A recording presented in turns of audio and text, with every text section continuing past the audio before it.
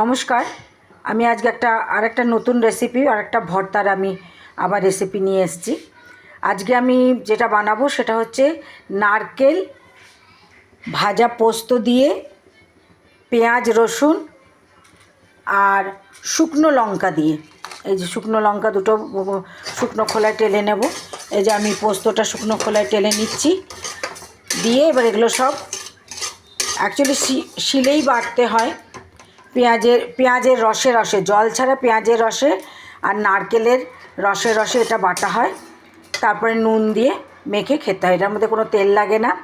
বাস নারকেল, কাঁচা নারকেল যেটা আর কি, রসুন আপনারা যদি না খান স্কিপ করতে পারেন, পেঁয়াজ, ঝাল আপনাদের মনের মতো ঝাল, আর একটু যতটা নারকেল নেবেন তার থেকে একটু কম পোস্ত নিয়ে পোস্তটাকে শুকনো খোলায় টেলে নিয়ে সেটা নিয়ে একসাথে বাটতে হবে।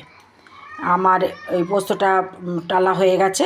এবার আমি লঙ্কাটা টালবো, তারপর আমি একসাথে বেটে তারপর দেখাচ্ছি। এই যে এক প্রস্থ বাটা হয়েছে, আর একটুখানি বাটছি। এরকম করে অল্প অল্প জলের ছিটা দিয়ে দিয়ে এরকম টাইট বাটতে হবে, তবে কি বক্তা বা ভর্তা যাই বলুক সেটা ভালো লাগে। এটা আমার ঠাকুমার রেসিপি, ঠাকুমা খুব বানাতো।